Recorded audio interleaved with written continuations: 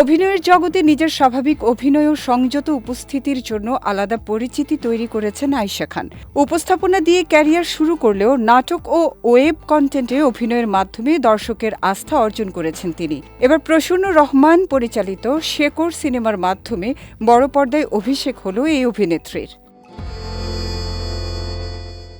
ছবিতে আয়েশা অভিনয় করেছেন ফাল্গুনী চরিত্রে, আর তার বিপরীতে রয়েছেন FS নাঈম।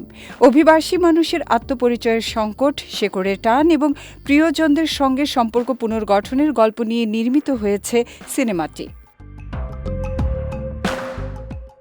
অভিনেত্রী বলেন, শেকড় আমার ক্যারিয়ারের খুব গুরুত্বপূর্ণ একটি কাজ। অবশেষে ছবিটি মুক্তি পাচ্ছে, শেষ হচ্ছে দীর্ঘ অপেক্ষার। দর্শক ছবিটি হলে গিয়ে দেখবেন, এটাই আমার প্রত্যাশা। আমি বিশ্বাস করি গল্প আর চরিত্র দুটিই তাদের ভালো লাগবে। আয়েশা আরও বলেন, একজন শিল্পী হিসেবে তিনি আন্তরিকতার সঙ্গে একটি গল্প বলার চেষ্টা করেছেন, আর সেই গল্প দর্শকের হৃদয়ে কতটা জায়গা করে নিতে পারে সেটিই এখন তার সবচেয়ে বড় প্রত্যাশা।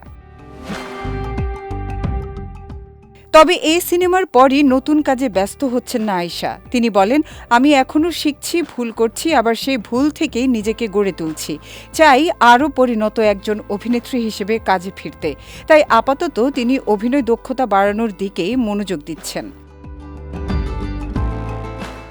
অভিনেত্রীর বিশ্বাস, অভিনয় শেখার কোনো শেষ নেই। আয়েশা বলেন, থিয়েটারের পটভূমি থেকে না আসায় প্রতিদিনই নতুন কিছু শেখার চেষ্টা করেন। তাই দ্রুত আলোচনায় আসার চেয়ে ধীরে ধীরে নিজেকে আরও সমৃদ্ধ করে দীর্ঘ পথ চলাই তার মূল লক্ষ্য।